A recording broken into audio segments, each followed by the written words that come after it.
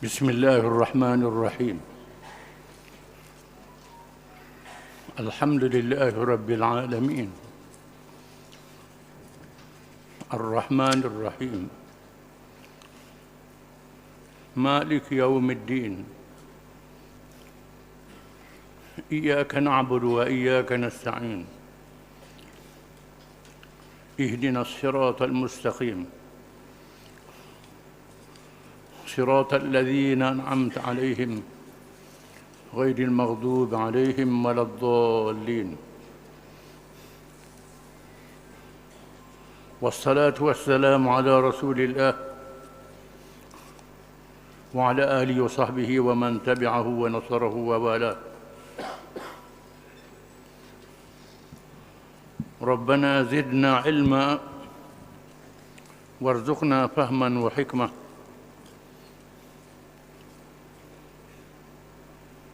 Perbincangan kita hari ini ialah masalah paksaan. Dipaksa supaya menjadi kafir, berucap kalimah kufur. Sesungguhnya Allah Subhanahu wa taala tidak menerima keuzuran bagi seseorang itu untuk tunduk dan memberi kesetiaan kepada kekufuran, melainkan dalam satu keadaan sahaja, iaitu ketika menghadapi paksaan. Maksudnya, mempertahankan iman adalah wajib. Tidak boleh seseorang itu membatalkan imannya dengan mudah, keluar daripada Islam. Walaupun demikian, di sana ada dua keadaan yang dipilih oleh Allah Ta'ala bila seseorang itu dipaksa. Yang pertama dinamakan azimah. Azimah memilih mati syahid. Walaupun dibunuh, tetap mempertahankan iman. Yang kedua rukhsah. Kemudahan berucap dengan lidah sahaja, tidak dengan hati. Hati tak boleh sekali-kali. Dipaksa, kita mengaku dengan lidah kita, tapi hati kita tak redha dengan kufur itu. Seperti yang dinyatakan oleh Allah Subhanahu wa taala, firman-Nya, la yattakhidhul mu'minuna al-kafirina awliya'a min dunil mu'minin وَمَنْ يَفْعَلْ ذَلِكَ فَلَيْسَ مِنَ اللَّهِ فِي شَيْءٍ إِلَّا أَنْ تَتَّقُوا مِنْهُمْ تُقَاةً. Surah Al-Imran ayat 28. Maksudnya, janganlah orang-orang mukmin mengambil orang-orang kafir menjadi wali. Wali dengan makna teman akrab. Buang alif tu, akrab, bukan akrab. Teman akrab, teman yang terdekat. Pemimpin mengambil orang kafir jadi pemimpin. Penolong, pelindung, dengan meninggalkan orang-orang yang beriman. Barang siapa yang melakukan demikian, maka tiadalah ia daripada Allah sesuatu pun, kecuali kerana memelihara diri. Di sini membenarkan rukhsah, membenarkan menjaga nyawa, menjaga keluarga, menjaga anak-anak. Kalau menjadi kafir, aku bunuhmu. Kalau menjadi kafir, aku ganggu isterimu, aku ganggu anakmu. Dalam hal ini diberi dua pilihan, sama ada azimah ataupun rukhsah. Azimah sanggup mati. Rukhsah kita ikut dengan lidah, tidak dengan hati. Itu maknanya. Dalam keadaan takut. Kalau diri kita saja mati, tak apalah, mati syahid. Siapa lagi anak kita, bini kita, dia kaca, boleh. Kita ikut. Tapi hati tidak redha sekali-kali. Perlu dipahami bahawa paksaan itu tidak membolehkan seseorang redha dengan hatinya. Hati tak boleh redha sekali-kali dengan kufur. Hati ini urusan kita dengan Tuhan. Orang tak tahu. Orang tak tahu. Musuh tak tahu. Siapa tak tahu. Kita dengan Tuhan saja. Dan sebab itu kita pelihara hati kita betul-betul. Jangan mengaku dengan lidah, hati apa ikut sama juga. Jadi anyuk, tak boleh begitu. Tak boleh. Ada orang tu jadi anyuk. Dia kata saya kena paksa, lepas tu ikut orang suruh. Ikut habis jadi anyuk, tenggelam dalam kekufuran. Habis. Itu tak boleh. Kalau boleh lari, lari. Selamatkan diri. Ambil peluang. Allah SWT berfirman, "Dzalika bi annahu mustahabbul hayatad dunya 'ala al-akhirah wa anna Allah la yahdi al-qaumal kafirin." Maksudnya yang demikian itu disebabkan kerana sesungguhnya mereka mencintai kehidupan di dunia lebih daripada akhirat, dan bahawasanya Allah tidak memberi petunjuk kepada kaum yang kafir. Menunjukkan bahawa hati tidak boleh redha sekali-kali terhadap kekufuran. Hati mesti dipertahankan. Lidah dibenarkan. Diberi kemudahan. Ini berlaku dalam keadaan termasuk kalangan sahabat Nabi. Pernah dicerita. Nabi hantar 2 utusan menemui Musalamah Al-Kadzab. Musalamah yang mengaku jadi Nabi. Musalamah ni tulis surat ke Nabi. Min Musalamah Rasulullah ila Muhammad Rasulullah. Falaka nisful ard wa li nisfur. Li falaka nisful ard. Daripada Musalamah Rasulullah kepada Muhammad Rasulullah. Kita bagi dunia ni, aku separuh, mu ambil separuh. Kita akan baca kisah dalam cerita Abu Bakar sekali. Kemudian Nabi jawab surat dia, min Muhammad Rasulullah ila Musailamah al-Kadzab. Wal ardu yurisullahu liman yasha. Nabi kata daripada Muhammad Rasulullah Muhammad kepada Musailamah pembohong. Allah Ta'ala mewarisi bumi pada siapa yang dikehendaki. Nabi jawab surat dia. Dan ditugaskan 2 orang bawa surat ni. 2 orang ni lalu ditanya oleh Musailamah. Musailamah kata, aku percaya dak Muhammad Rasulullah? Percaya. Percaya dak aku Rasulullah? Percaya. Dia jawab percaya belakang hati dia tak reda. Maka dia dibebaskan. Orang lagi tanya, mu percaya dak Muhammad Rasulullah? Aku percaya. Mu percaya dak aku Rasulullah? Aku pekok, dia tak dengar dia kata. Dia buat main-main. Aku pekok pada dia jawab. Aku tulis. Yang bunuh hak ni. Jadi hak bunuh ni mati syahid. Yang bunuh ni mati syahid, yang dibunuh itu, dan yang itu diampun oleh Allah Ta'ala. Allah Ta'ala maafkan. Macam Ammar bin Yasir radhiyallahu an, dalam kisah sirah Nabawiyah. Ammar bin Yasir, 3 beranak, Yasir, Sumayyah dan anak dia Ammar. Diseksa oleh orang musyrikin Mekah. Supaya dipaksa memuji patung dan berhala. Lalu Yasir dengan Sumayyah tetap tak ikut. 2 orang ni dibunuh, 2 suami isteri dibunuh. Adapun Ammar ikut. Ikutlah. Ikut. Kemudian dibebaskan. Kemudian jumpa dengan Nabi. Lalu dia cerita ke Nabi, dia dipaksa dan hati dia tidak redha dengan kufur. Allah Ta'ala turunkan ayat, illa man ukriha wa qalbuhu mutmainnun bil iman. Mereka yang dipaksa dalam keadaan hatinya tenang dengan iman. Hati dia tenang dengan iman. Maka Allah Ta'ala maafkan. Ini makna rukhsah, kemudahan bila kita dipaksa oleh orang. Dipaksa nak selamatkan diri, selamatkan anak isteri kita, selamatkan harta kita, kita dipaksa boleh ikut dalam keadaan hati tidak redha. Macam Imam Ahmad bin Hanbal rahimahullah, Imam mazhab Hanbali, ketika berlaku ini fitnah Mu'tazilah.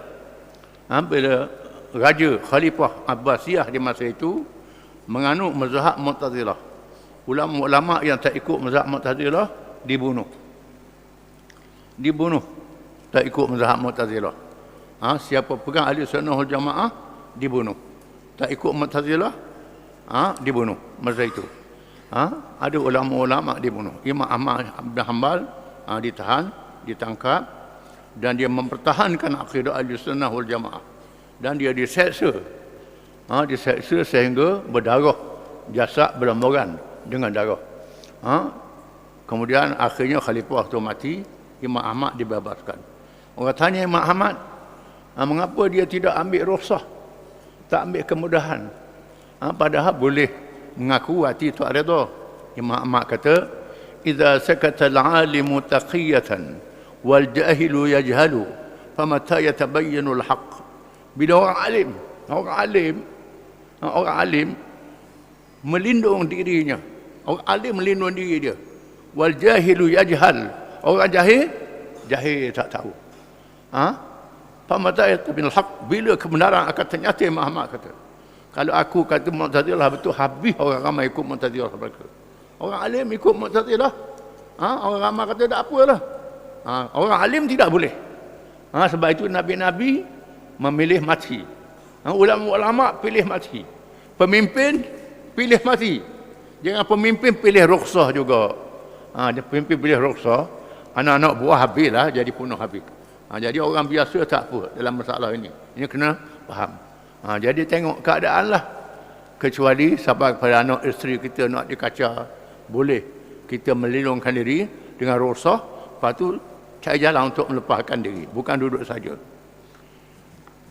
Firman Allah SWT, "Ya ayyuhalladzina amanu la tattakhidhu aba'akum ikhwanakum awliya in istahabbu al-kufra 'ala al-iman wa man yatawallahum minkum fa ulaika humuz zalimun." Surah At-Taubah ayat 23. Maksudnya, hai orang-orang yang beriman, janganlah kamu jadikan bapa-bapa kamu dan saudara-saudaramu menjadi wali, menjadi pemimpin, menjadi teman yang akrab, jika mereka lebih mengutamakan kekafiran di atas keimanan. Dan sesiapa di antara kamu yang berwalikan mereka, maka mereka itu orang-orang yang zalim. Sekalipun yang paksa kita ibu bapa, kita tetap mempertahankan Islam. Bapa paksa kita jadi kafir, kerana sayang ke bapa, tinggal Islam, itu tak boleh. Islam mesti pertahankan.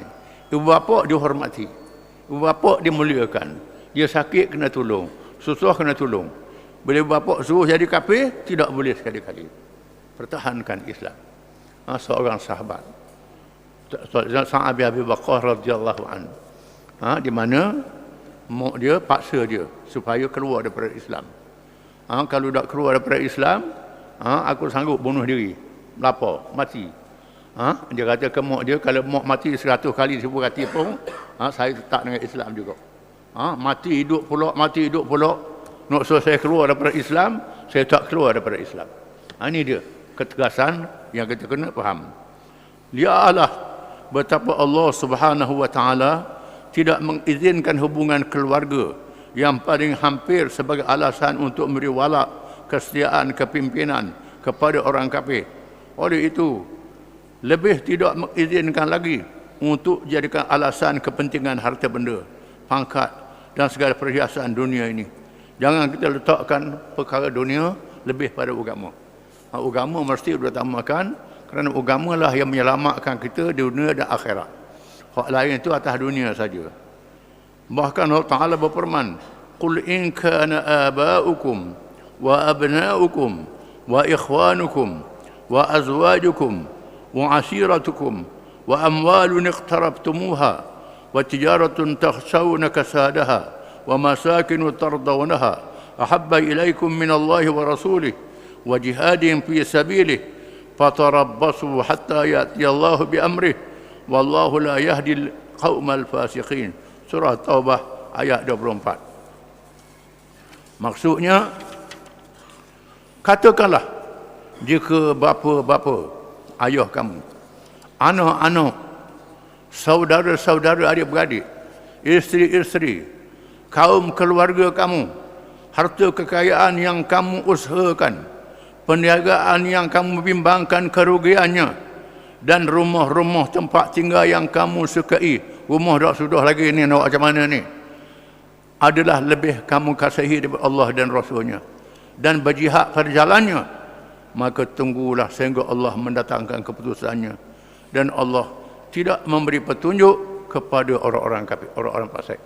Menunjukkan bahawa dalam mempertahankan agama tak boleh tukar dengan keluarga, anak isteri dan sebagainya.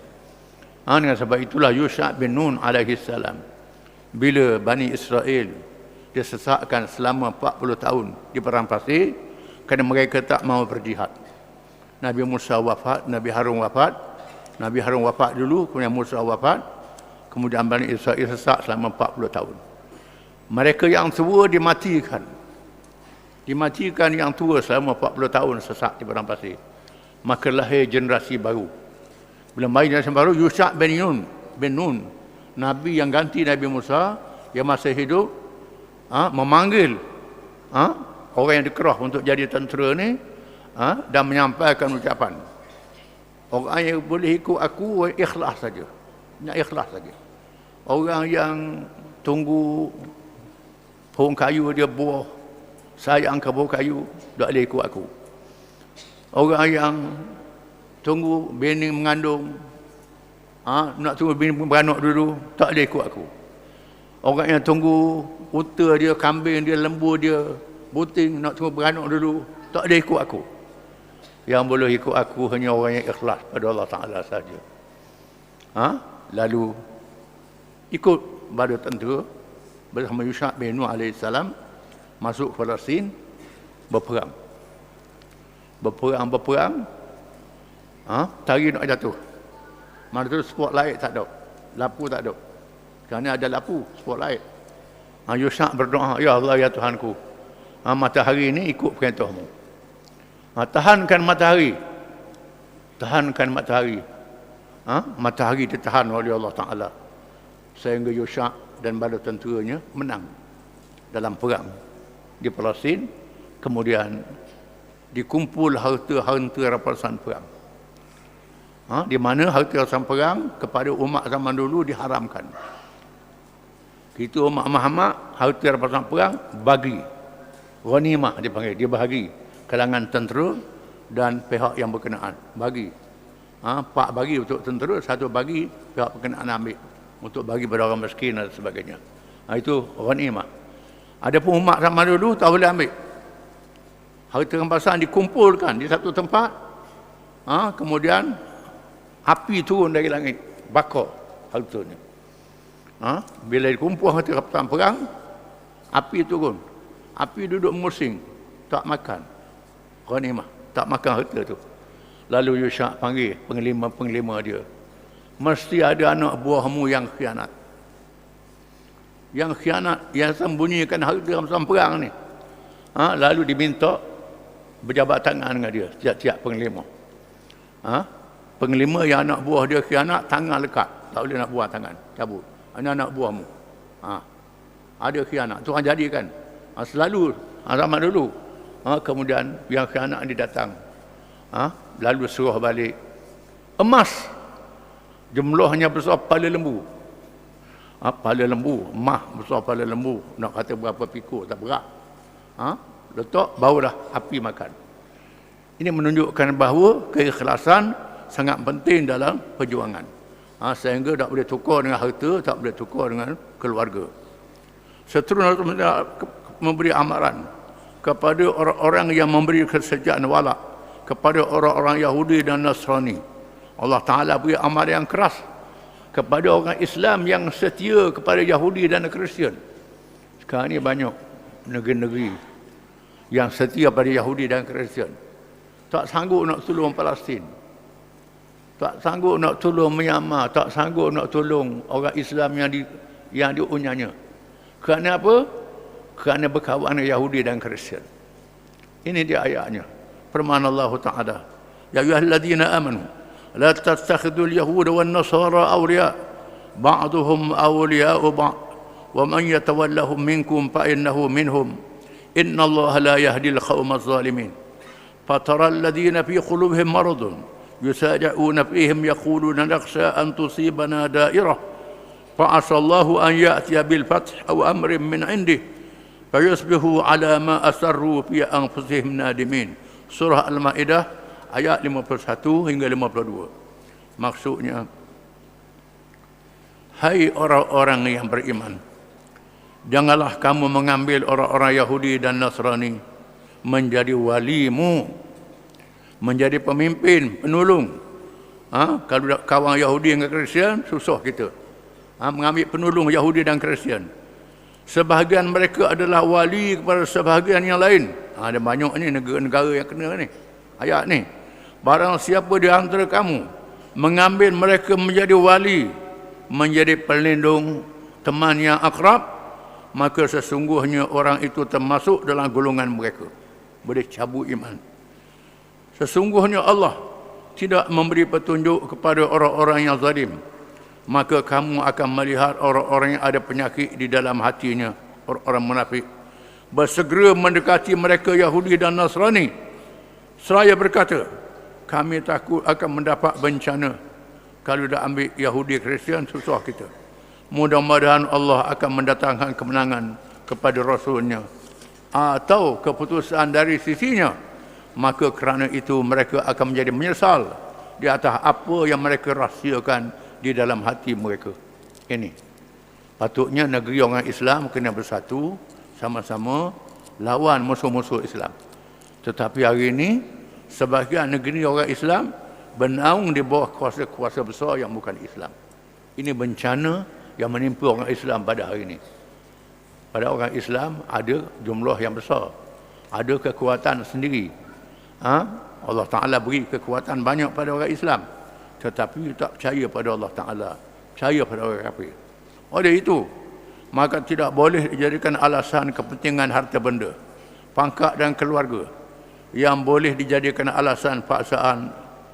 Alasan paksaan ialah seperti yang berlaku pada Ammar bin Yasir dan keluarganya radhiyallahu anhum, yang menjadi sebab turunnya ayat rukhsah kemudahan dalam menghadapi paksaan, dengan syarat hatinya tidak redha sekali-kali dengan kekufuran itu. Apabila tidak ada lagi paksaan, maka tidak ada lagi rukhsahnya, kemudahan tak ada lagi kalau paksaan tak ada. Berkata Imam Al-Qurtubi, telah menjadi ijma' ulama, sepakat ulama, bahawa orang yang dipaksa dengan kekufuran lalu dia memilih mati dibunuh adalah syahid. Orang yang pilih azimah, sanggup dibunuh, syahid, dan mendapat pahala yang lebih besar dan lebih baik daripada orang yang menerima rukhsah. Itulah tengok keadaan lah. Kalau sekiranya yang bahaya tu anak isteri kita ramai sangat, rukhsah lebih baik pada azimah. Tengok keadaan. Kadang-kadang azimah lebih baik. Kalau qada mati kita seorang je, pilih azimah. Kalau tak balaga anak bini kita pun jadi punah, jadi rosak, ambil rukhsah dulu. Lepas tu cari jalan. Itu caranya. Itulah yang berlaku pada ashabul ukhdud, iaitulah mereka yang dibakar dalam parit, yang disebut ceritanya dalam Al-Quran Suratul Buruj. Dan itulah yang disabdakan oleh Rasulullah SAW mengikut riwayat Khabbab bin Arad radhiyallahu anhu. Khabbab bin Arad radhiyallahu anhu ialah seorang tukang besi di Mekah. Dia masuk Islam. Jadi ramailah pemimpin Mekahnya ambil upah buat senjata dengan dia. Bila tahu dia masuk Islam, dia bekah Khabbab ni, dia ambil besi panah tu tok atas belakang. Dia seksa sangat. Khabbab menerima seksa yang dahsyat. Akhirnya Abu Bakar membebaskan. Sahabat-sahabat yang kaya membebaskan sahabat yang ditahan diseksa ni. Lalu puak-puak yang kena seksa ni berjumpa dengan Nabi SAW. Ketika Nabi duduk di bawah bayang Kaabah waktu tengah hari. Lalu mereka berkata, ya Rasulullah, ala tad'u lana, ala tastansiru lana. Wahai Rasulullah, mengapa tak doa pada Allah Ta'ala, tak minta pertolongan Allah? Tidakkah Nabi-Nabi zaman dulu Tuhan makbul doa? Nabi Nuh doa turun banjir, Ibrahim turun doa habis Namrud, binasa badan tentera dia. Nabi Musa berdoa Fir'aun ditenggelamkan. Nabi-Nabi zaman dulu. Kan Tuhan perkenal doa Nabi? Bapa doa Rasulullah? Doalah biar mampu derah puak yang zalim, yang jahat itu. Apa jawab Nabi?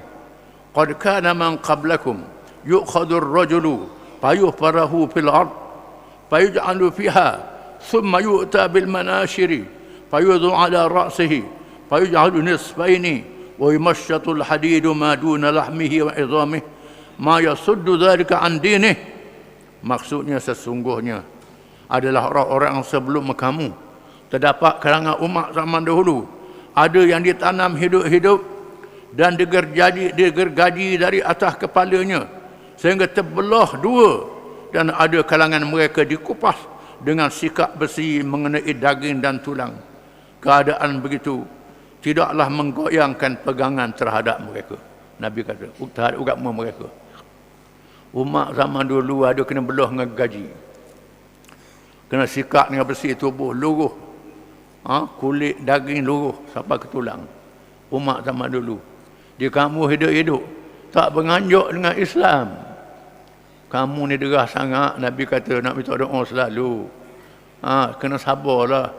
Nabi kata, wallahi yutimmanna Allahu hadzal amra. Hatta Nabi kata Allah Taala akan menyempurnakan urusan agama ini sehingga orang yang musafir daripada Yaman ke Sana'a ke Hadramaut tak diganggu lagi. Tak diganggu lagi. Kerana bila Islam sudah menang, Islam memerintah, hukum qisas, hukum hudud dilaksanakan, perampok takut, penyamun penyakut, semua orang takut belaka. Negeri jadi aman.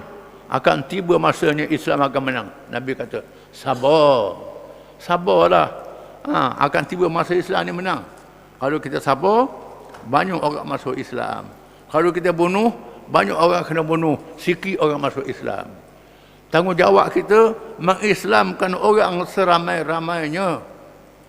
Kerana kejayaan kita menarik orang masuk Islam seorang, pahala sangat besar. Maka fadilat kita sabar, tarik orang bersama dengan Islam, sangat besar pahalanya. Sehingga kita mati meninggal dunia, dia Islam lagi. Dia melahirkan anak cucu. Dia ajar orang lain pula. Pahala siapa ke kita, walaupun kita duduk dalam kubur. Ini kelebihan. Dengan sebab itu Nabi suruh sabar menghadapi ujian. Wallahu a'lam.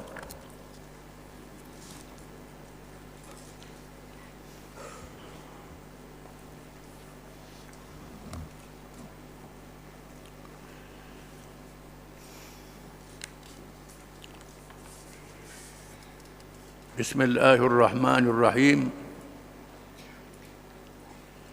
Menghadapi golongan murtad, perkara yang paling mencabar dihadapi oleh Khalifah Abu Bakar radhiyallahu anhu. Yang pertama, memimpin negara Islam ialah menghadapi peristiwa murtad. Berita tentang kewafatan Rasulullah SAW benar-benar menguji orang-orang yang beriman. Bagaimana firman Allah Subhanahu wa taala, hasiban nasu an yutraku an yaqulu amanna wa hum la yuftanun wa laqad fatanna alladhina min qablihim fala ya'lamanna Allahu alladhina sadaqu wa la ya'lamanna al-kadhibin am hasiba alladhina ya'maluna as-sayyi'ati an yasbiquna sa'a ma yahkumun man kana yarju liqa Allah fa inna ajalallahi la'ata wa huwa as-sami'ul 'alim wa man jahada fa innama yujahidu li nafsihi innallaha laghaniyyun 'anil 'alamin. Surah Al-Ankabut ayat 2 hingga 6. Maksudnya, patutkah manusia menyangka bahawa mereka akan dibiarkan dengan hanya berkata kami beriman, sedang mereka tidak diuji dengan sesuatu cobaan. Menunjukkan bila seorang itu kata dia beriman, diuji oleh Allah Ta'ala. Iman dia sungguh ke pelawak, sungguh ke bohong, mesti diuji. Bukan bila jadi orang Islam cukup sembahyang, puasa, zakat, fikir banyak, buat umrah acak-acak kali, duduk saja rehat. Tidak, mesti diuji oleh Allah Ta'ala. Allah Ta'ala uji.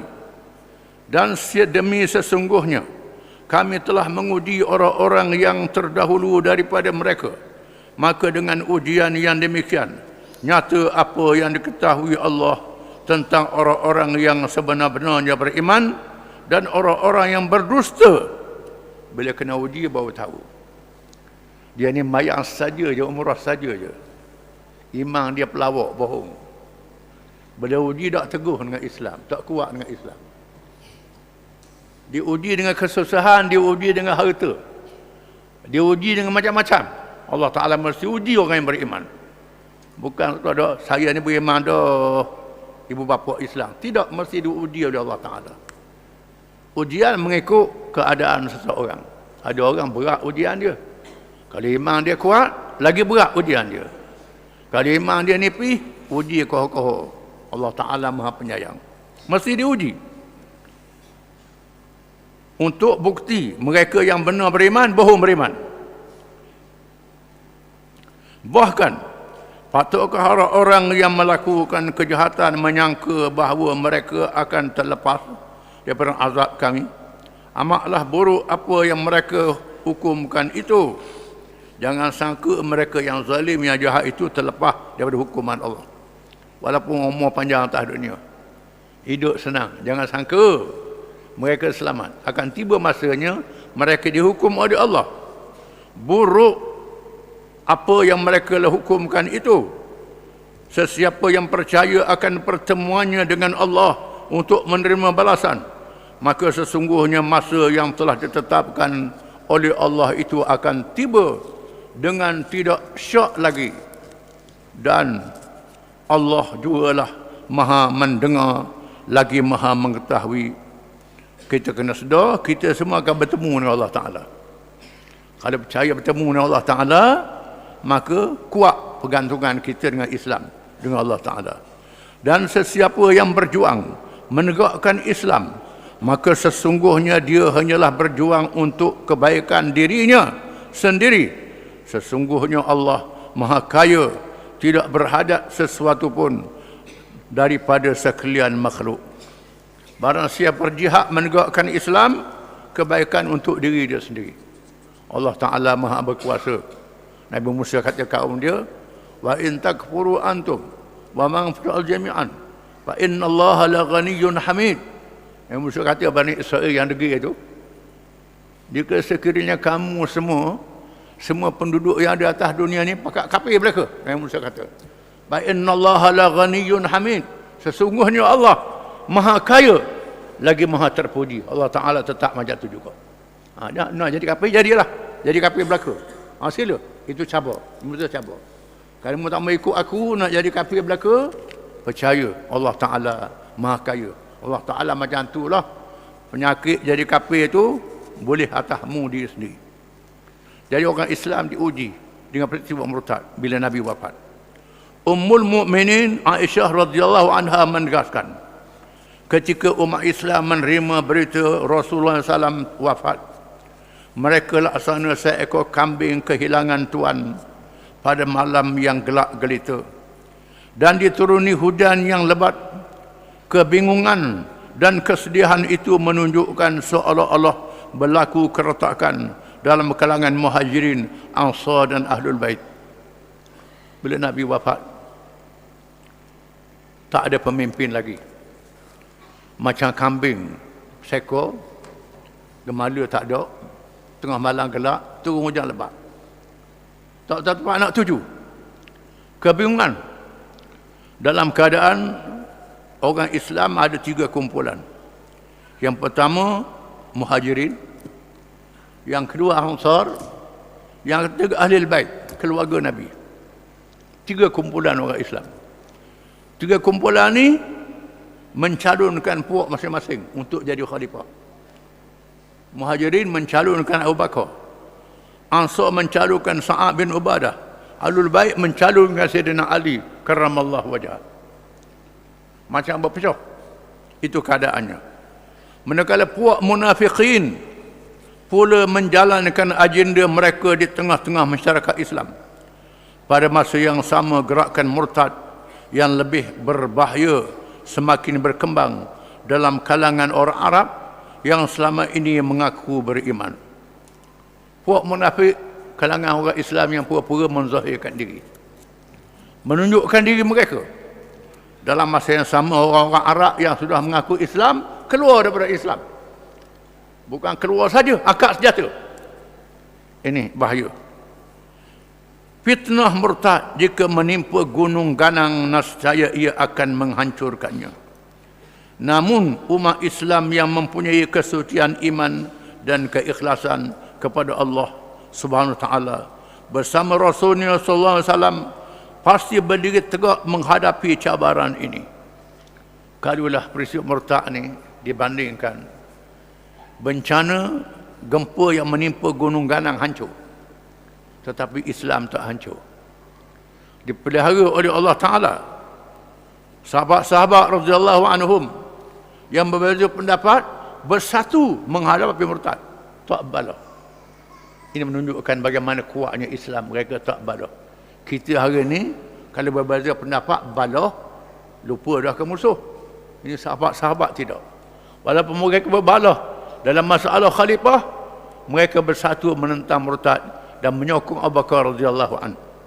Benarlah firman Allah Subhanahu wa taala, alam tara kaifa daraballahu mathalan kalimatan thayyibah kasadatin thayyibatin asluha thabitun wa far'uha fis sama' tu'ti ukulaha kulla hinin bi'idni rabbiha wa yadribullahu al-amthala lin-nasi la'allahum yatadhakkarun wa mathalu kalimatin khabithatin kasadatin khabithatin utussat min fawqil ardi ma laha min qarar يثبت الله الذين آمنوا بالقول الثابت في الحياة الدنيا وفي الآخرة ويذل الله الظالمين ويفعل الله ما يشاء ألم تر إلى الذين بدلوا نعمة الله كفرا وأحلوا قومهم دار البوار جهنم يصلونها وبئس القرار وجعلوا لله أندادا ليضلوا عن سبيله قل تمتعوا فإن مصيركم إلى النار.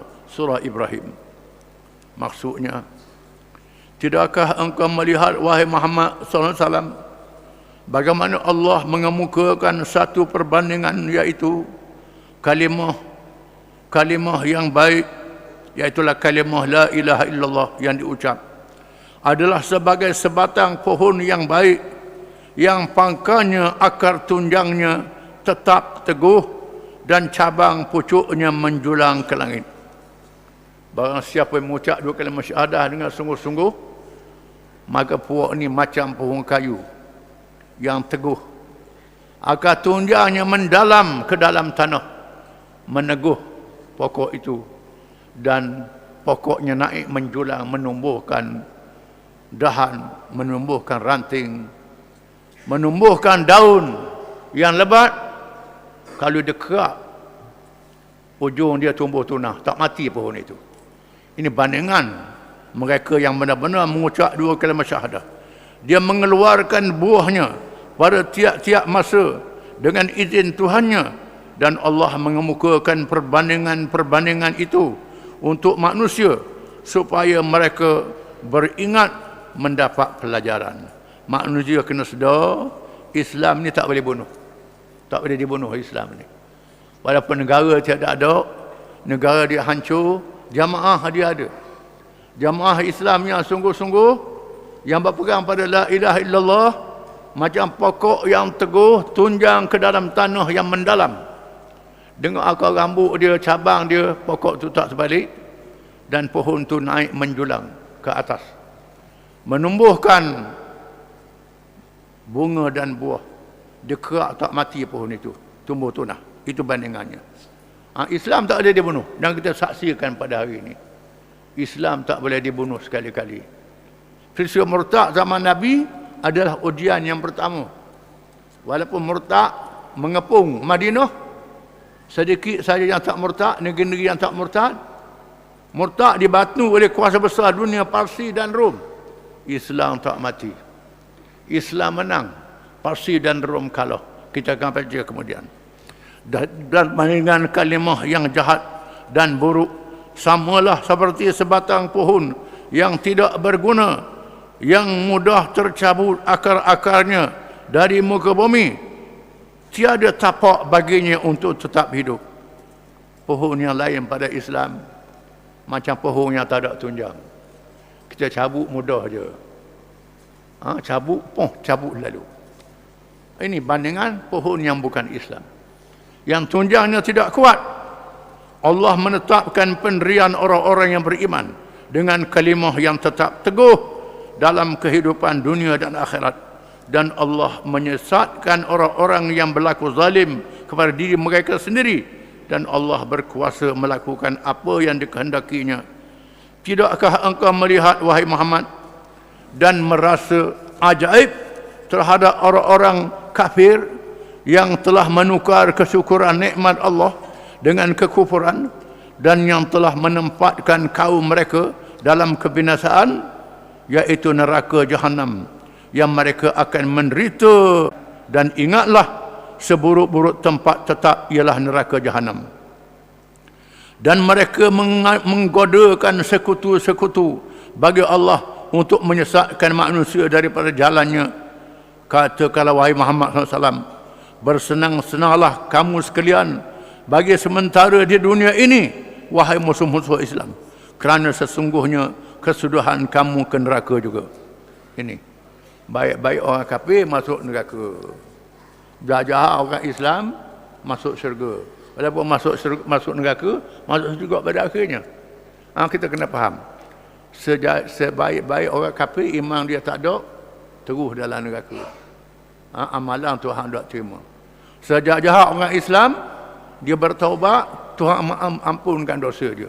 Kalau dah habis masuk neraka, tubik boleh masuk syurga pula. Ini orang beriman, untungnya beriman.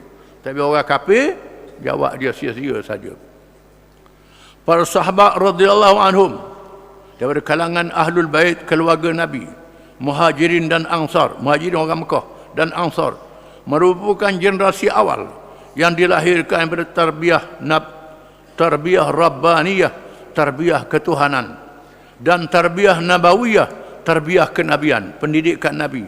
Laksana pokok yang baik dan subur apabila dicantah dahannya, semakin menumbuhkan tunas-tunas yang subur. Makin kerak dahan, tumbuh tunas yang subur, banyak cabang pula. Satu dahan dia kerak, 10 tunas tumbuh. Tak tahu berapa tumbuh tunas pula. Berdiri tegak dengan gagah berani, lagi bijaksana menghadapi musuh dalam kalangan golongan murtad, kafir dan munafik. Ini berlaku. Generasi sahabat itu menegakkan Islam dan menghapuskan musuhnya satu demi satu. Allah Subhanahu wa taala menyifatkan mereka melalui firman-Nya, "Huwallazi arsala rasulahu bil huda wa dinil haq liyuzhirahu 'ala ad-din kullih wa kafa billahi shahida." Muhammadur Rasulullah walladzina ma'ahu ashidda'u 'alal kuffari ruhama'u bainahum tarahum ruk'an sujada yabtaghuna fadlan min Allah wa ridwana simahum fi wujuhihim min athari sujud dzalika mathaluhum fit Taurah wa mathaluhum fil Injil kazar'in akhraja syat'ahu fa'azarahu fastaghlaza fastawa ala suqihi yu'jibu az-zurra liyaghiza bihimul kuffar wa'adallahu alladhina amanu 'amilus salihati minhum maghfiratan wa ajran 'azima. Allah yang menyatakan itu, dialah yang telah mengutuskan Rasulnya Muhammad sallallahu alaihi wasallam dengan membawa petunjuk dan agama yang benar, iaitulah Islam, supaya dia memenangkan Islam dan meninggikannya atas segala bawaan agama dan segala ajaran-ajaran dan peraturan-peraturan yang lain. Semua agama, peraturan yang lain akan kalah, Islam akan menang. Dan cukuplah Allah menjadi saksi tentang kebenaran apa yang dibawa oleh Rasulnya Muhammad SAW. Muhammad ialah Rasulullah, dan orang-orang yang bersama dengannya bersikap tegas terhadap orang-orang kafir yang memusuhi Islam. Muhammad dan orang yang beriman sungguh-sungguh tegas, gagah berani menghadapi orang kafir, gagah berani menghadapi orang kafir, dan sebaliknya bersikap kasih sayang serta belas kasihan sesama sendiri umat Islam. Kasih sayang sesama mereka, walaupun berbalah, tapi tak sapalah teruk sangat berbalah itu, berkhilaf, mereka ada adab. Ini orang Islam sungguh. Engkau melihat mereka tetap beribadat rukuk dan sujud dengan mengharapkan limpah kurnia pahala daripada Tuhan mereka, serta mengharapkan keredaannya. Tanda yang menunjukkan mereka sebagai orang-orang yang saleh terdapat pada muka mereka yang berkesan sujud, wajah yang bercahaya. Demikianlah sifat mereka yang tersebut di dalam kitab Taurah dan Injil. Sifat orang mukmin umat Muhammad disebut dalam kitab Taurah dan Injil. Mereka diibaratkan sebagai pokok tanaman yang mengeluarkan anak dan tunasnya, lalu anak dan tunasnya itu menyuburkannya. Laksana pokok, bukan pokok itu saja, ada anak, ada tunas, ada cabang pula, sehingga ia menjadi kuat, lalu ia tegak berdiri di atas pangkal dengan keadaan yang mengagumkan orang-orang yang menanamnya. Allah menjadikan sahabat-sahabat Muhammad dan pengikut-pengikutnya berkembang serta kuat gagah sedemikian itu kerana dia hendak menjadikan orang-orang kafir merana dengan perasaan marah dan hasad, dengki dengan kembang biaknya umat Islam itu. Umat Islam berkembang biak. Dan selain itu, Allah telah menjanjikan orang-orang yang beriman dan beramal soleh daripada mereka keampunan dan pahala yang besar. Barang siapa yang beriman, Allah Ta'ala beri pahala amal soleh. Kalau buat dosa, Allah Ta'ala ampun. Dia bertaubat. Dia bertaubat ataupun dosa hilang dengan amal kebajikan yang dia buat. Ada orang kafir tak ada kelebihan ini. Hakikatnya Khalifah Abu Bakar radhiyallahu anhu ialah seorang tokoh yang paling layak memimpin bagi menghadapi cabaran yang hebat, khususnya dalam mempertahan dan menegakkan Islam. Terbukti Abu Bakar radhiyallahu anhu adalah seorang pemimpin yang hebat yang mempertahankan Islam, boleh ganti Nabi sallallahu alaihi wasallam. Rasulullah SAW melantiknya mengimami sembahyang ialah isyarat jelas yang menunjukkan kelayakannya untuk mengambil alih kepimpinan umat selepas baginda wafat. Kelayakan menjadi imam sembahyang menandakan layak menjadi imam ketua bagi negara dan umat. Bila Nabi sakit, Nabi suruh Abu Bakar ganti dia. Abu Bakar ni sembahyang khusyuk sangat. Sembahyang banyak menangis. Lalu isteri Nabi, sahabat mengadu sama Aisyah, beritahu ke Nabi, tukarlah Tuan Abu Bakar jadi imam. Bosan dah nunggu menangis dengan sembahyang ni. Nabi kata, tidak, terus Abu Bakar jadi imam. Nabi kata, antunna sawahibu Yusuf. Kamu ni adalah orang menggoda Nabi Yusuf AS. Nabi kata kepada isteri-isteri dia, orang puang goda Nabi Yusuf AS. Ini kerja kamu, nak goda aku. Tu Abu Bakar jadi imam. Jadi ini isyarat Abu Bakar menjadi khalifah selepas wafatnya Nabi SAW. Peranan besar yang dipikul adalah untuk melayarkan bahtera Islam bagi menghadapi segala gelombang dan ribut taufan yang melanda serta menghalang perjalanan risalah Islam. Kesinambungan ini tidak akan mati dengan kewafatan Rasulullah SAW. Tak mati Islam tu menandakan ada pemimpin yang boleh menyambung perjuangan. Abu Bakarlah pemimpinnya. Adapun golongan yang terseleweng daripada Islam terdiri daripada berbagai-bagai kelompok seperti berikut. Puak-puak murtad ini ada macam-macam kumpulan. Yang pertama, murtad kerana keluar sepenuhnya daripada agama Islam dan kembali kepada agama nenek moyang mereka. Puak yang pertama tinggal Islam setelah masuk Islam, murtad. Balik pada agama sembah berhala balik. Kristian balik, Yahudi balik semula. Akidah mereka terlalu rapuh. Ketika masuk Islam pada zaman Rasulullah SAW, mereka menganut Islam kerana takut akan kemenangan Islam atau mahu akan harta dunia yang dibahagikan oleh Rasulullah SAW. Mereka masuk Islam tak ikhlas. Masuk Islam kerana Islam menang. Takut ke Islam menang, tak boleh apa, tak boleh benda, mengakulah dirinya Islam. Ini satu puak. Apabila baginda Rasulullah SAW wafat, mereka menganggap Islam sudah lemah. Hal ini sekaligus menjadikan mereka lebih selesa dengan bebas mengikut hawa nafsu daripada rasa terbelenggu dengan hukum Islam yang sentiasa mengawal mereka. Bila tinggal Islam, senang, tak payah semalam, tak payah semayang. Boleh makan serba-serbi, boleh buat apa saja. Mereka juga berlomba dengan memilih desakan hawa nafsu yang merasakan diri mereka, yang merasakkan diri sendiri. Umpama kelkatu yang berlomba-lomba kepada api yang membakar diri sendiri.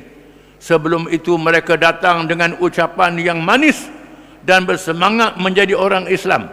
Mereka ni macam katu duk kejar ke lapu, ke cahaya, kejar ke api. Siapa mampu ke diri, nyabakar dia api. Tak selamat. Bila api terpadam, pergi ke api lain pula. Dia ingat ke Islam ni padam. Allah SWT mendedahkan mereka dengan firman-Nya. Qalatil a'rabu amanna qul lam tu'minu walakin qulu aslamna walamma yadkhulul imanu fi qulubikum wa in tuti'u Allah wa rasulahu wa la yalidkum min a'malikum syai'a innallaha ghafurur rahim. Orang-orang Arab Badawi, Arab Badawi yang keras di luar daripada Madinah yang tak mengaji masuk Islam berkata, kami telah beriman. Katakanlah wahai Muhammad, janganlah berkata demikian, tetapi berkatalah kamu sekalian, kami telah Islam. Islam saja tak beriman. Sementara iman belum lagi meresap masuk ke dalam hati-hati kamu. Dan ingatlah jika kamu sekalian taat kepada Allah dan Rasul-Nya dengan ikhlas, Allah tidak akan mengurangkan sedikit pun daripada pahala amal-amal kamu sekalian. Kerana sesungguhnya Allah Maha Pengampun lagi Maha Mengasihani. Kalau beriman sungguh, boleh pahala. Kalau tak beriman, tak boleh pahala. Allah Ta'ala beritahu.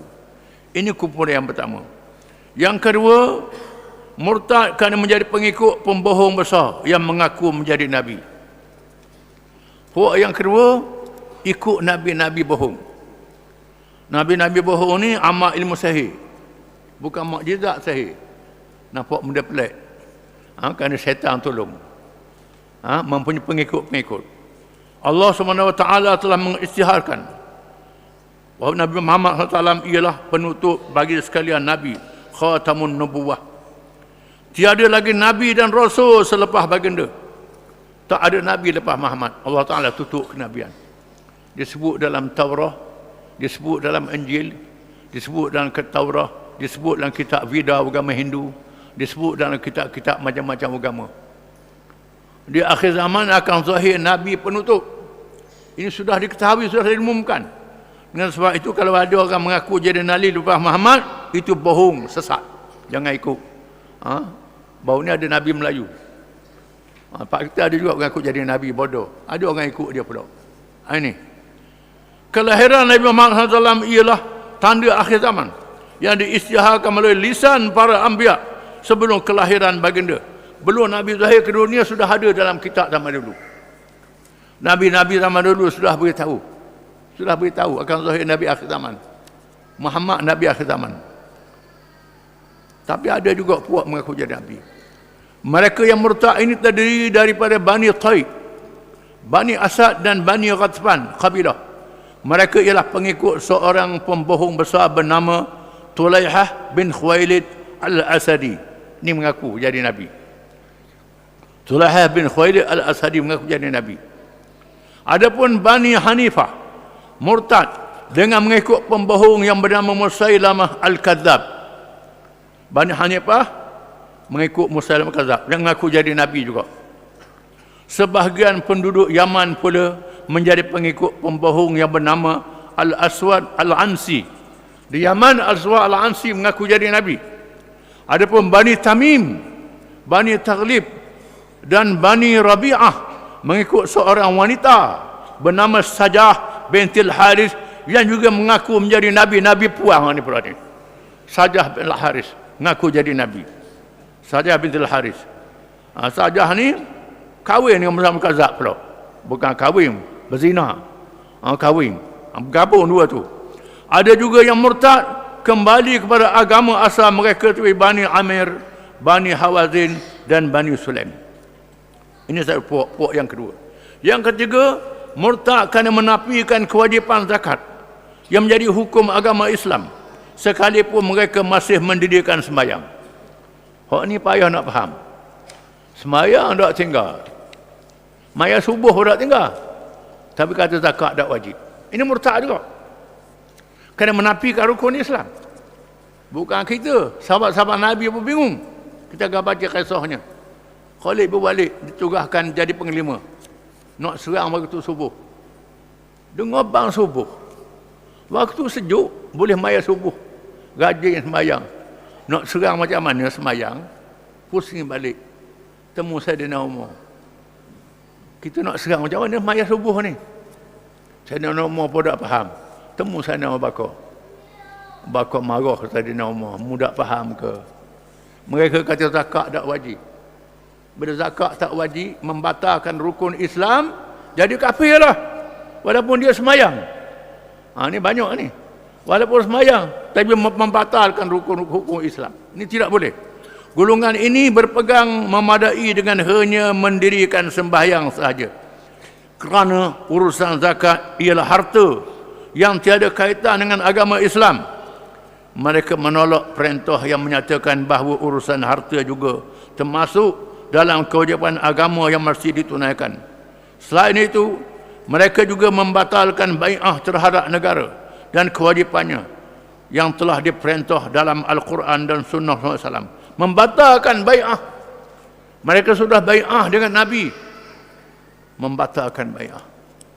Antara bai'ah itu taat pada pemimpin yang dilantik oleh Nabi. Pemimpin sebab Nabi. Kecuali pemimpin itu kafir. Kalau pemimpin itu buat maksiat, tak boleh batal bai'ah. Tak boleh. Selagi dia Islam. Selagi dia tak batal Islamnya. Ini walaupun dia buat maksiat. Dia kena faham. Kuatnya bai'ah itu. Bai'ah ni bukan mudah-mudah. Fitnah murtad yang berlaku ketika Rasulullah SAW wafat berpunca daripada gerakan Nabi palsu oleh Musailamah di Yamamah dan Tulihah di Yaman. Mereka bersikap angkuh kerana masing-masing mempunyai pengikut yang ramai daripada kalangan kabilah dan penduduk sekitar. Mereka ni ribu pengikut-pengikut dia. Lagi banggalah. Pengikut ramai. Allah SWT telah memberikan isyarat kepada Rasulullah SAW melalui mimpi yang benar sebagaimana yang telah diriwayatkan di dalam khutbah baginda SAW. Nabi menceritakan belum dia wafat. Nabi mimpi Nabi adalah benar. Nabi menyampaikan khutbah, ayuhan nas inni qad uritu lailatul qadar thumma unsituha wa ra'aitu anna fi dhira'i siwaraini min dhahabin fakarihtuhuma fanafaqtuhuma fatara fa'awwaltuhuma hadainil kadzabaini sahibal yaman wa sahibal yamamah. Wahai kamu sekalian, semua yang hadir, sesungguhnya aku telah melihat Lailatul Qadar. Kemudian aku dilupakannya. Aku tak ingat nak beritahu. Dan aku juga bermimpi bahawa dua gelang emas berada di lenganku. Lenganku ada dua gelang emas. Gelang emas ni haram bagi orang lelaki. Aku tak senang. Namun aku sangat bencikannya. Lalu aku meniup ke arah kedua-dua gelang itu. Tiba-tiba kedua-dua gelang itu terbang, tercabut. Maka aku menafsirkan kedua-dua gelang yang dilihat dalam mimpi itu dengan dua orang pembohong, iaitu seorang yang berada di Yaman, Tulaihah, dan seorang lagi yang berada di Yamamah, Musailamah. Ini berlaku masa Nabi hidup lagi, dekat nak wafat. Nabi hidup lagi. Kita akan baca kisahnya. Dua orang ni mengaku jadi Nabi. Mimpi Rasulullah SAW ialah wahyu daripada Allah Subhanahu Wa Taala. Maka ia merupakan berita benar dan benar-benar berlaku. Kedua-dua Nabi bohong itu tidak sempat dihapuskan ketika Rasulullah masih hidup. Nabi tak sempat nak hapus masa dia hidup. Ini zahir masa Nabi hidup lagi, dekat nak wafat. Tugas menentang mereka kemudiannya diambil oleh ahli Khalifah Abu Bakar radhiyallahu anhu. Peristiwa dalam mimpi baginda Rasulullah menunjukkan sebenarnya Nabi palsu itu tidak kuat. Laksana dihembus sahaja dapat dikalahkan. Demikianlah huraian para ulama yang mentadbirkan mimpi Rasulullah SAW. Jadi Nabi embuh terbang dua gelang. Menunjukkan dua Nabi itu akan hancur, lebuh, dimusnahkan zaman Abu Bakar. Wallahu a'lam.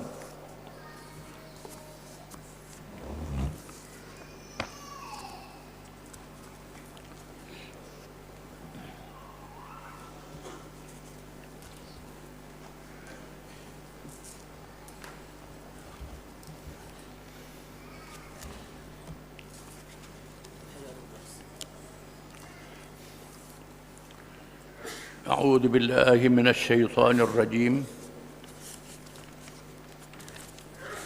ولكم نصف ما ترك أزواجكم إن لم يكن لهن ولد فإن كان لهن ولد فلكم الربع مما تركن من بعد وصية يوصي بها أو دين ولهن الربع مما تركتم إذ لم يكن لكم ولد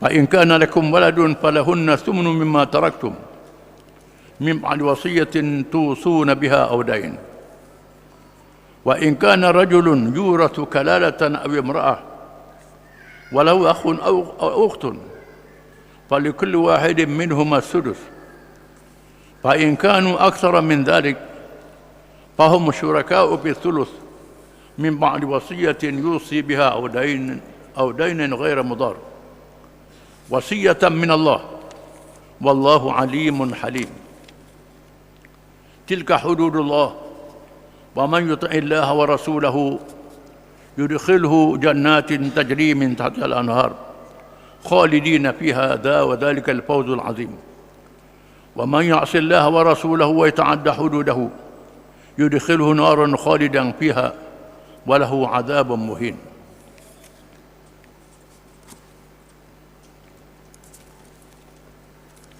Maksudnya, dan bagi kamu seperdua dari harta yang ditinggalkan oleh isteri-isteri kamu jika mereka tidak mempunyai anak. Tetapi jika mereka ada mempunyai anak, maka kamu peroleh seperempat dari harta yang mereka tinggalkan sesudah ditunaikan wasiat yang mereka wasiat dan sesudah dibayarkan hutangnya. Dan bagi mereka isteri-isteri pula seperempat dari harta yang kamu tinggalkan jika kamu tidak mempunyai anak. Tetapi kalau kamu ada mempunyai anak, maka bahagian mereka isteri-isteri ialah 1/8 dari harta yang kamu tinggalkan sesudah ditunaikan wasiat yang kamu wasiatkan dan sesudah dibayarkan hutang kamu. Dan jika si mati yang diwarisi itu lelaki atau perempuan yang tidak meninggalkan anak atau bapa dan ada meninggalkan seorang saudara lelaki seibu atau saudara perempuan seibu, maka bagi tiap-tiap seorang dari keduanya ialah 1/6. Kalau pula mereka saudara-saudara yang seibu itu lebih dari seorang, maka mereka bersekutu pada 1/3 dengan mendapat sama banyak lelaki dengan perempuan sesudah ditunaikan wasiat yang diwasiatkan oleh si mati dan sesudah dibayarkan hutangnya. Wasiat-wasiat yang tersebut hendaknya tidaklah mendatangkan mudarat kepada waris-waris. Tiap-tiap satu hukum itu ialah ketetapan dari Allah, dan ingatlah Allah amat mengetahui lagi amat penyabar. Segala hukum yang tersebut adalah batas-batas syariat Allah, dan sesiapa yang taat kepada Allah dan Rasulnya akan dimasukkannya ke dalam syurga yang mengalir dari bawahnya beberapa sungai. Mereka kekal di dalamnya, dan itulah kejayaan yang amat besar. Dan sesiapa yang derhaka kepada Allah dan Rasulnya dan melampaui batas-batas syariatnya akan dimasukkannya ke dalam api neraka. Kekallah ia di dalamnya, dan baginya azab seksa yang amat menghinakan. Ayat yang dibaca ini masih berkait dengan pesaka. Yang pertama, seorang isteri meninggal dunia, meninggalkan suami. Walakum nisfu ma taraka azwajukum illam yakul lahunna walad. Dan bagi kamu, wahai orang lelaki, separuh harta yang ditinggalkan oleh isteri-isteri kamu jika sekiranya isteri itu tak ada anak. Maknanya bila isteri mati, anak tak ada, separuh harta boleh pada suami. Ini ketetapan Allah. Fa in kana lahun waladun falakumur rubu'u mimma tarakna. Jika sekiranya isteri itu ada anak, maka bagi kamu 1/4 daripada peninggalannya. Kalau isteri itu ada anak, suami dapat 1/4. Yang baki itu boleh ke waris yang lain. Kalau tak ada anak, suami boleh separuh. Kalau ada anak, suami boleh 1/4. Yang baki boleh ke orang lain, anak-anak dan sebagainya. Anak-anak lah. Min ba'di wasiyatin yusina biha aw dain. Setelah ditunaikan wasiat yang diwasiatkan ataupun hutang. Kena bayar hutang dulu. Para ulama bersepakat mengatakan hutang dengan wasiat utamakan bayar hutang dulu. Bayar hutang kalau ada hutang. Lepas tu barulah wasiat. Wasiat ni jangan banyak sangat, jangan lebih pada 1/3. Dibenarkan 1/3 saja kalau dia wasiat. Lebih pada 2/3 lagi mesti jadi pesaka. Walahunna rubu mimma taraktum illam yakul lakum walad. Dan bagi mereka isteri-isteri itu 1/4. Jika sekiranya kamu lelaki tidak ada anak. Kalau suami yang meninggal dunia tak ada anak, isteri boleh 1/4. Sama ada seorang, 2, 3, 4, bagilah 1/4 itu. Ini ketetapannya. 1/4 untuk isteri dan isteri-isteri. Fa in kana lakum waladun falahunna thumnu mimma taraktum. Dan jika sekiranya suami itu ada anak, maka bagi isteri itu 1/8 daripada harta yang kamu tinggalkan. Kalau suami ada anak, 1/8 boleh ke isteri. Seorang isteri, 2, 3, 4, bagi 1/8 itu. Min ba'di wasiyatin yusuna biha wa dain. Selepas wasiat dan hutang. Macam tadilah juga. Selesaikan hutang dulu, kemudian barulah selesaikan wasiat, selesaikan pesaka. Wa in kana rajulun yurasu kalalatan aw imra'atun wa lahu akhun aw ukhtun falikulli wahidin minhuma sudus. Jika sekiranya seorang mati, tak ada usul, tak ada ayah, tak ada ibu, dan tak ada anak, tinggal adik-beradik. Adik-beradik semua, bukan adik ibu sebapa, adik-beradik semua. Maka bagi seorang 1/6. Sama ada lelaki 1/6, perempuan 1/6. Adik-beradik seibu. Adik-beradik seibu sebapa boleh asabah. Baki harta pesaka. Akan jadi satu masalah. Kita akan baca kemudian. Fa in kanu aktsara min dzalik fa hum syuraka'u fi thuluth.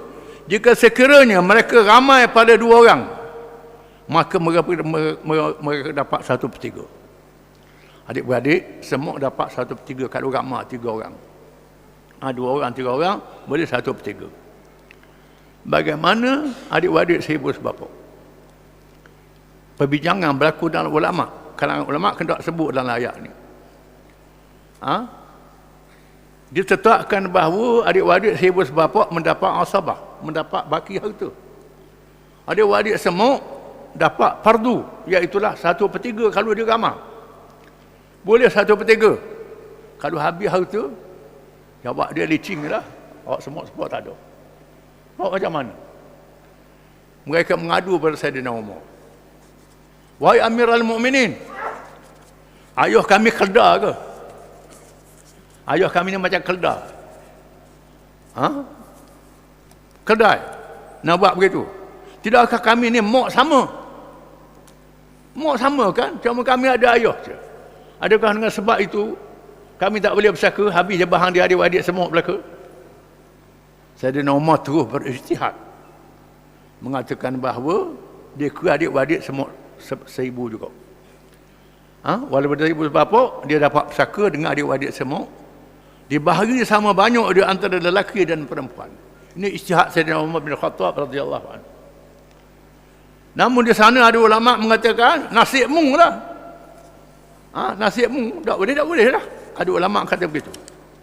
Tetapi ijtihad Saidina Umar oleh kerana mak dia sama je, cuma dia ada ayah je. Kalau ada ayah semua sepak ni, bagi harta pesaka. Quran menyebut hanya 1000 saja. Dapat 1/6 kalau dia seorang. Kalau dia ramai dapat 1/3. Macam mana? Maka hendaklah dikira juga adik-adik sebelah bapa ni bagi ke dia kerana mak dia sama. Ini ijtihad Saidina Umar bin Khattab radhiyallahu anhu. Kalau dia redha sama-sama adik-beradik, itu tak jadi masalah lah. Nak beri ke adik-beradik dia. Min ba'di wasiyatin yusi biha aw dain ghaira mudad. Selepas ditunaikan wasiat dan hutang tanpa memberi kemudaratan pada keluarga. Jangan tunaikan maksiat tu, tunaikan wasiat siapa keluarga pun tak ada bersaka, tak boleh. Wasiyatan min Allah, pesanan hukum daripada Allah. Wallahu alimun halim. Allah Ta'ala maha mengetahui lagi maha lembut terhadap hamba-Nya. Tilka hududullah, itulah dia sempadan-sempadan Allah dalam harta pusaka yang kamu kena ikut. Wa man yuti'illah wa rasulahu, sesiapa yang mentaati Allah dan Rasulnya, yudkhilhu jannatin tajri min tahtiha al-anhar, Allah memasukkannya ke dalam syurga yang mengalir di bawahnya sungai-sungai. Jangan zalim dalam harta pusaka, jangan berebut harta pusaka, berlaku zalim, ikutlah hukum Allah Ta'ala. Allah Ta'ala masuk dalam syurga, kekal selama-lama di dalamnya. Wa zalikal fawzul azim, itulah kemenangan yang paling besar. Wa man ya'sillaha wa rasulahu wa yata'adda hududahu yudkhilhu naran khalidan fiha wa lahu 'adzabun muhin. Sesiapa yang derhakakan Allah dan Rasulnya dan melampaui sempadan-sempadannya, Allah memasukkannya ke dalam neraka, baginya azab yang menghinakan dalam neraka itu, kekal. Sekiranya dia anggap itu bukan hukum Allah Ta'ala, nak lawan hukum Allah Ta'ala, yang dibuat itu halal, menghalalkannya haram, tidak boleh, menyebabkan murtad, keluar daripada Islam. Kalau dia buat zalim, jadi berdosa saja. Jadi masalah pusaka pun masalah yang besar dalam Islam yang kita kena patuh mengikut hukum Allah Ta'ala. Wallahu a'lam.